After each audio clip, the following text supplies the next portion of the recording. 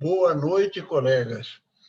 Nós estamos regravando o segundo encontro, porque teve problema de queda da internet, queda de energia elétrica. Aproveitamos alguma parte da gravação e o resto nós regravamos para a produção do vídeo.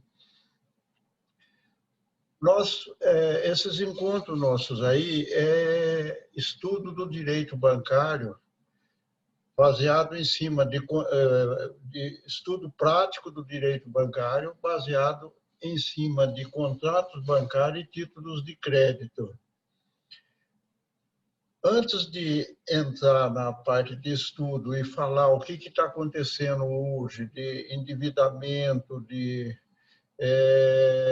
endividamento impagável, endividamento de atividades produtivas, endividamento até do setor público e endividamento de funcionário público, nós vamos ver o que aconteceu no direito bancário de 1950 para cá.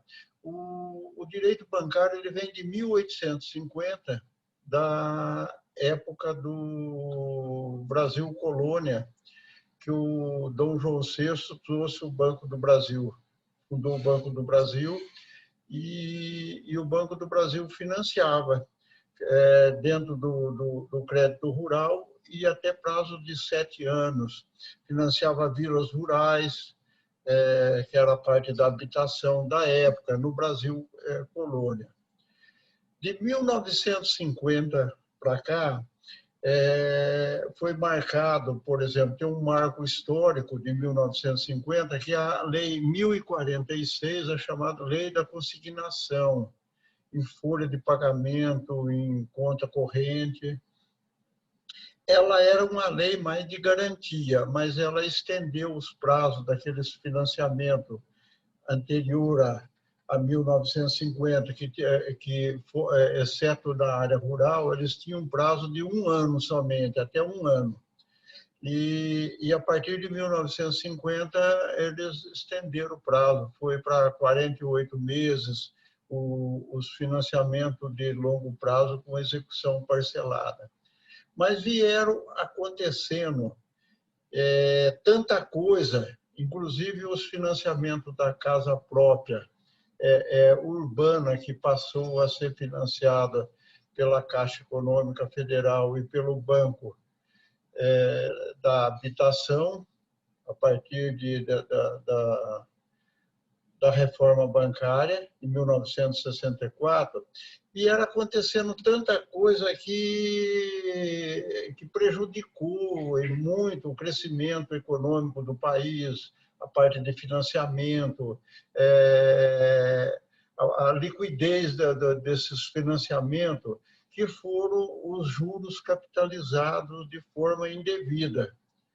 E, em 1950, a lei colocou no finalzinho de um artigo uma palavra, porque acharam, acho, muito bonitinha, que é tabela Price. E isso aí veio afetando até hoje, porque desde aquela época pouca gente sabe explicar o que é tabela Price. Se você pegar um grupo de 100 pessoas de uma reunião aí, se você achar 2 pessoas, então ótimo, porque no máximo vai ter uma pessoa que entende o que é a tabela Price, como é que ela é formada. E ela é um sistema antagônico dos demais sistemas de cálculos. Hoje nós botamos a culpa de tudo o que está acontecendo, nós botamos a culpa no Covid-19. O que o endividamento, Covid-19, o desemprego, Covid-19, endividamento de funcionário público, que está alto foi o endividamento de funcionário público, endividamento rural, impagável, está alto, endividamento dos setores de produção está alto. O Covid-19 foi mais uma gota de água suja que derramou a água do copo todinho. Ela causou um transtorno enorme. Lá para trás, nós tínhamos, por exemplo, a partir de 1950, a capitalização de juros não foi tão prejudicial, por quê? Porque não tinha correção monetária. A correção monetária é de 1981 para os financiamentos, de uma maneira geral, sabe? Inclusive para a área rural, e 64 para os financiamentos da casa própria. Até 1964, os financiamentos da casa própria não tinham correção monetária. Os demais financiamentos de longo prazo com execução parcelada também não tinham até 1981. E como a inflação já chegava próximo, sabe, era próximo de maior do que 10% ao ano, 12%, e os juros estavam limitados a 12% para as demais atividades, e para a casa própria, que era 10%, então todo mundo dava conta de pagar. Aí, de 64 para cá, a coisa pegou para valer, porque a correção monetária com o juro capitalizado indevidamente e do jeito que eles fizeram, sem um estudo adequado de elaborar uma planilha de cálculo desses juros e da correção monetária, de acordo com a lei, não. Eles ajustaram a lei a maneira mais rápida possível, as planilhas que eram antigas. Então, a correção monetária, a partir de 64 para a casa própria e de 1981 para as demais atividades, a correção monetária começou a corrigir a taxa de juros. Então, essas taxas de juros foram para índices ou percentuais astronômicos. Nós tivemos, por exemplo, em 2004, nós tivemos a gripe aviária. Ela causou muita morte, inclusive nos países europeus, e aqui mesmo no Brasil, ela atingiu muita gente. E tivemos também a gripe suína, mas elas foram fatores assim benéficos para a economia.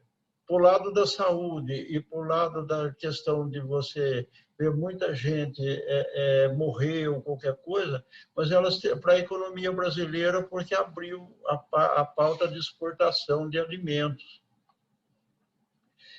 Nós tivemos, por exemplo, associado a isso daí, nós tivemos os juros capitalizados e indexados com a correção monetária. Isso daí veio até mês de janeiro, já estava um endividamento muito alto. O endividamento dos setores de produção e o endividamento de funcionário público, o endividamento das atividades de área de serviço, já estava com endividamento impagável, já ultrapassava de 60% das famílias brasileiras estavam endividadas. E endividamento de alto risco, que o Banco Central constatou isso daí. Mas nós tivemos muitos assim, acontecimentos que vieram a ajudar, sabe, junto com o juro capitalizado, indevidamente, a causar esse grande transtorno que nós vivemos hoje, que nós não sabemos quanto tem de gente que vai tá de risco de não ter alimento para comer amanhã ou depois, perder o desemprego, que nós jogamos tudo em cima do Covid-19, já tinha outras, já veio de consequência de outros fatos para trás. O Covid-19 levou a culpa de tudo. Tá certo, o Covid-19 morreu muita gente, trouxe muita dor para nós. Nós perdemos parentes, perdemos amigos, atrapalhou a parte de emprego, as empresas paralisaram. e não sabe quando que vão voltar direitinho. As empresas se endividaram para pagar a folha de pagamento, ter esses débitos, como é que vai fazer com esses débitos? Todinho é coisa que eu acho que nós devemos estudar nesses encontros do direito bancário aqui, para ver como é que nós vamos resolver. E um dos fatores maiores aí é a parte, sabe, do congelamento de processo. Os processos congelados hoje têm um custo violento. O custo judiciário, a maior parte do custo judiciário é o congelamento de processo. E o congelamento de processo, ele trouxe o congelamento passado, o congelamento presente e o congelamento futuro. E que essas comissões de conciliações e mediação, corte de arbitragem, esse sistema multiporta, não vai resolver isso aí, não. Então, nós tivemos, por exemplo, vamos voltar lá para trás para ver o que aconteceu. Em 1964, teve a reforma bancária. A reforma bancária de 1964, ela já era uma coisa necessária para ter acontecido lá atrás, próximo de 1950, por aí. Por quê? Ela veio atrasada. Ela criou o Banco Central, foi uma coisa boa que criou o Banco Central, mas criou um punhado de coisas que vieram atrapalhar mais tarde. Por exemplo, o Banco Nacional da Habitação, uma autarquia que tinha poder de normatizar tipos de financiamento, de construção, para a construtora, para o crédito imobiliário, todinho, mas aonde que ele ia buscar recurso para todas as necessidades que já existia da habitação, da construção civil. Aí, o que eles começaram a ver? Mas tem os fundos de pensão, eram muitos fundos de pensão antes de 64, e até, eu acho que por volta de 68, 69, aí que foram unificando. Tinha as empresas corretora de valores, que mexia com título, e elas tinham muitos recursos em mãos. Como é que vai utilizar esses recursos no sistema financeiro? Aí eles criaram o sistema financeiro da habitação. Junto com o sistema financeiro da habitação, foi criado o Sistema Brasileiro de Poupança e Empréstimo. Era uma maneira de captar aquelas poupança que tinha através de corretora, através de fundo de pensões, de seguro, um punhado de atividade que tinha ligado à área de seguro. E isso daí foi criado através de duas resoluções do Conselho Monetário. Em vez de fazer uma lei, normatizar tudo já e trazer unificado o sistema de legislação que iam reger essas partes de financiamento e de captação, não. Foram fazendo por parte. Criaram através de duas resoluções do Conselho Monetário, a 1446 e a 1980. Criaram, mais tarde, em 97, criaram o Sistema Financeiro Imobiliário através da Lei 9.514. Lá para trás, de 1952 até 62, vinham se discutindo, não existia o Superior Tribunal de Justiça, tinha o Tribunal Federal de Recurso. O que esse tribunal fazia? Ele exercia a parte mais ou menos do infraconstitucional que é hoje, né? E foi muito debatida a questão de capitalização de juros lá nesse período, e que era muito ligado à área do crédito rural, que hoje é o agronegócio. A súmula 121, ela teve vários julgados, todo em cima de processo de financiamento rural. E chegar à conclusão que não tinha, o que você lendo aqueles julgados, você vai concluir que não existia ambiente para capitalizar juro mensal, ou em outras épocas, já lá, a súmula 121 proibiu isso aí, proibiu a capitalização. E ela é constitucional, da área do constitucional. Então, se proibiu qualquer mudança que fosse fazer posterior, tinha que olhar aqueles julgados lá de trás. Lá. Por que a súmula proibiu? Proibiu porque não existia ambiente. Você chega à conclusão quando você analisa os processos. Não existia um ambiente propício e não existia um suporte para o judiciário e para a área jurídica que desse condição de capitalizar juro. Então, foi feito o que eles fizeram? Proibiram.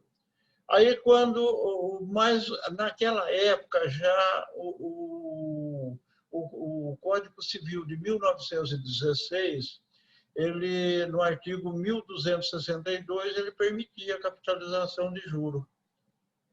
Permitia, o juro pode ser capitalizado ou não. E hoje o Código Civil também novo permite.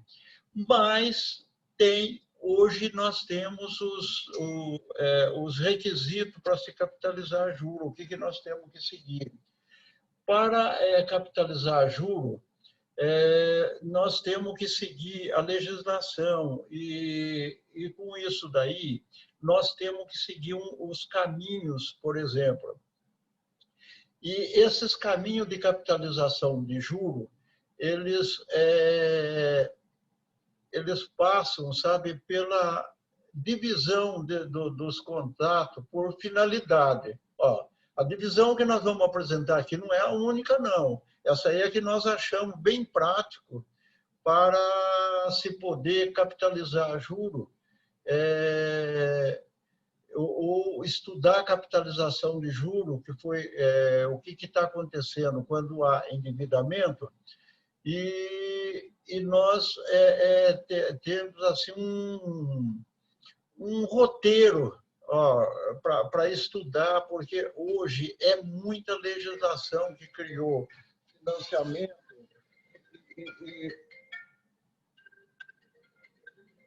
e título de crédito.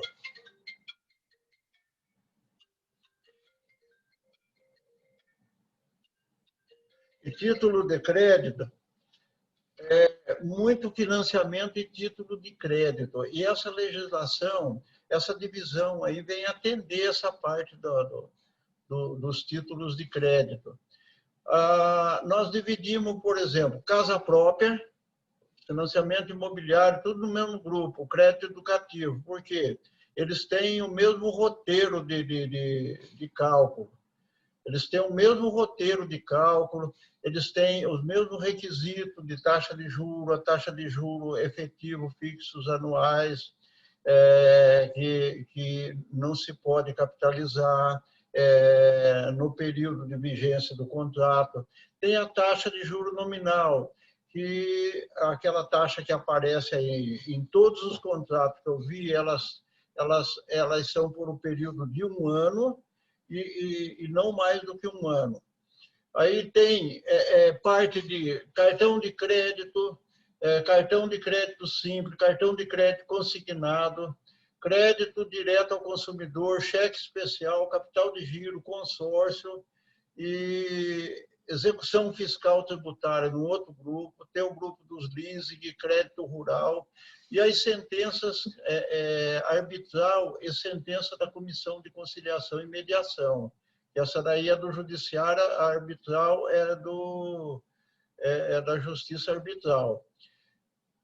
Que as sentenças arbitrais e da Comissão de Conciliação e Mediação, elas podem ser utilizadas num processo bem simples de cálculo, e os roteirinhos de cálculo, e com um parecer bem simples, que resume numa lauda, 2 laudas, que podem ajudar muito na parte do descongestionamento de processo. Elas estão previstas no artigo 464 e 509 do CPC. Sentença do juizado especial, processos que são processo simplificado e prático, com uniformização e unificação de entendimento. O juizado especial já tem isso aí. Ó. Veja bem o serviço que o juizado especial pode se fazer hoje dentro do judiciário para acabar com o congestionamento de processo. Ele tiraria mais ou menos, acho que mais de 80% dos processos que correm na justiça comum hoje, tanto do Estado como na federal, os juizados especiais poderiam, com pouca mudança, sabe, prestar esse serviço e descongestionar esse serviço aí, porque eles não têm uns requisitos de procedimento muito rígidos. Tem os títulos de crédito da liberdade econômica, tem os títulos de crédito com garantia, com alienação fiduciária, de segundo grau ou mais, ou grau superior, sabe? Que choca com a súmula 64 do Tribunal de Justiça aqui de Goiás, e já vem, antes de ter esses títulos de crédito, já existia, sabe, conflito no julgamento, principalmente na área de condomínio. Os principais contratos de títulos de crédito quanto à espécie do documento. Ó, nós temos as cambiais, contrato de mútuo, cédula hipotecária, cédula de crédito rural, cédula de crédito industrial, que separado por grupo, cédula de produto rural, cédula de crédito bancário, que nós falamos no primeiro encontro, cédula imobiliária. E temos também uma outra divisão dos contratos bancários e títulos de crédito, quanto ao tempo. Quanto à data que foi firmada, o termo inicial. Temos os contratos firmados antes e posterior a 31 de março. E para a casa própria, 6 de julho de 2009. Então, os que são firmados antes têm um procedimento de cálculos, que foram firmados depois tem outros referentes a cálculo de juros. Os firmados antes de 31 de março de 2000 não pode capitalizar juro. Juro simples no período de vigência do contrato. E o da casa própria até 6 de julho de 2009 também. Nós vamos passar agora para a parte dos conflitos, contradições e controvérsias causadas pela evolução da economia, a evolução que houve dentro do judiciário, a evolução no julgamento desses processos, a evolução da necessidade do mercado, e tanto nacional como internacional. Essa evolução aqui foi a pior coisa que aconteceu, sabe? Aquele emaranhado, eu chamo até teia de aranha, sabe? De legislação que tinha, ó. E cada julgado de tribunal chocava com o julgado de outro tribunal. Então, havia necessidade, sabe, de acabar com essas interpretações extravagantes, essas leis que chocam, por exemplo. Você pega uma legislação do Código de Processo que teve julgado do Código de Processo anterior a esse Código de Processo novo, você vê que ela não segue muito. Outra coisa, afetavam muito processos, sabe, em em repetitivo ou em julgado que não tinha nada a ver com aquele processo.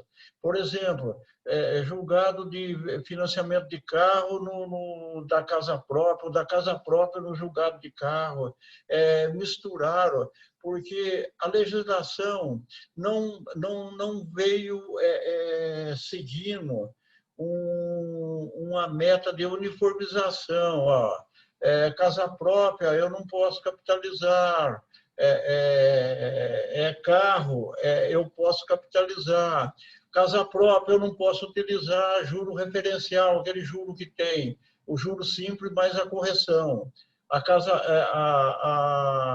O financiamento de carro a maioria que tem hoje, e os contratos de capital de giro que foram feito posterior a 31 de março de 2000, eles contêm a taxa de juro referencial. É aquela taxa de juro que tem a correção mais o juro. E tem vários financiamentos da área rural também, que tem a mesma coisa.